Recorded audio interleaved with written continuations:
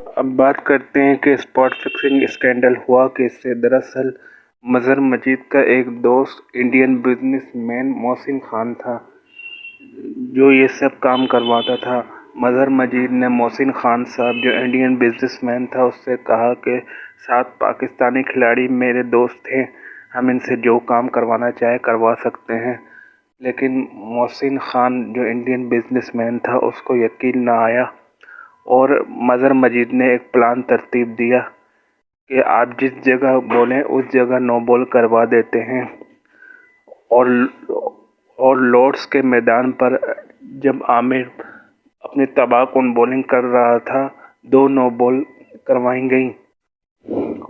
उस मैच में आमिर ने इतनी बड़ी नो बॉल करवाई कि एम्पायर ने खुद उस वक्त के कोच वकारी ने उसको कहा कि इतनी बड़ी नो बॉल करवाना मेरी समझ से बालातर है।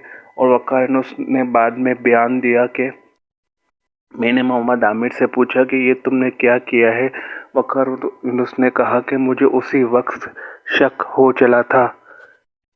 इसके बाद मोहम्मद आमिर अपने इंटरव्यू में कहते हैं कि जब मैं नो बॉल करने वाला तो पाकिस्तान के साबिक कप्तान सलमान बट मेरे पास आए और उन्होंने मुझसे सिर्फ इतना कहा कि याद है ना क्या करना है। तो मैंने सिर्फ इतना कहा कि हाँ मुझे याद है।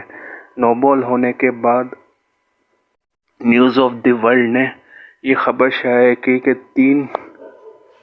तीन पाकिस्तानी प्लेयरों ने 1.5 लाख पाउंड के एवज स्पॉट फिक्सिंग की है। कोहराम मच गया। दरअसल जो इंडियन बिजनेसमैन मोहसिन खान था वो मोहसिन खान नहीं बल्कि न्यूज़ ऑफ द वर्ल्ड का अंडरकवर जर्नलिस्ट मज़हर महमूद था।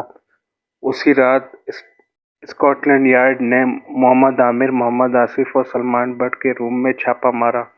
मोहम्मद आमिर का दिल ये चाह रहा था कि ज़मीन फटे और उसमें समा जाए।